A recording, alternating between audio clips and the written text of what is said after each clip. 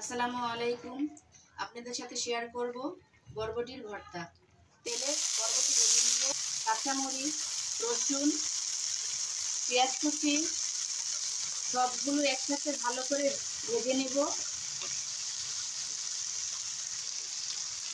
সামান্য লবণ দিয়ে ভালো করে ভেজে নিব, সাথে কিছু শুকনো মরিচ দিব।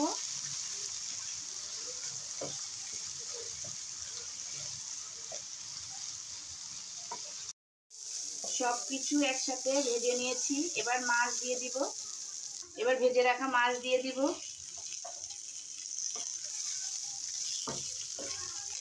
আমি মাছ বেছে নেব আর বাকি সবগুলো একসাথে ব্লেন্ড করে নিব। সামান্য একটু লবণ দিয়ে মরিচ আর পেঁয়াজ একটু ভালো করে মেখে নিব। এবার একটু সরিষার তেল দিব। এবার ধনেপাতা কুচি দিব। পেঁয়াজ আর শুকনো মরিচ ভালো করে একসাথে মেখে নেব। এবার বেছে রাখা ভাজা মাছ দিব।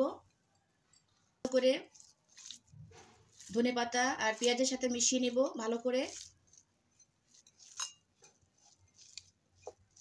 ব্লেন্ড করা বরবটি, রসুন, পেঁয়াজ সবগুলো একসাথে মাছের সাথে ভালো করে মিশিয়ে নিব।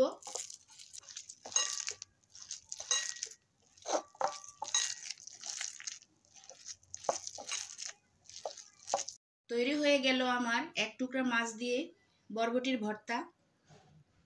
এটা কেমন হয়েছে কমেন্ট করে জানাবেন। আপনারা বাসায় অবশ্যই একবার হলো ট্রাই করবেন। আর আমার রেসিপিটা যদি আপনাদের ভালো লেগে থাকে লাইক ফলো দিয়ে পাশে থাকবেন, শেয়ার করে দিবেন অন্যজনকে দেখার জন্য। আর আপনারা সবাই ভালো থাকবেন, সুস্থ থাকবেন। আল্লাহ হাফেজ।